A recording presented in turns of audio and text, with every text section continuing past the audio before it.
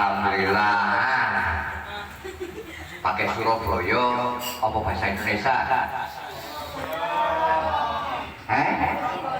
Surabaya.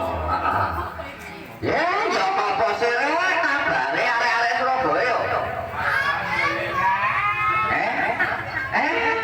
Jenenge aku Mbah Karto. Sinten?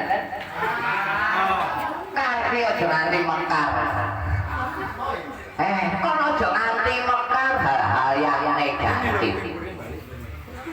Di bulan puasa ini kita mekarkan hal-hal yang seperti ngaji, seperti berbuat baik.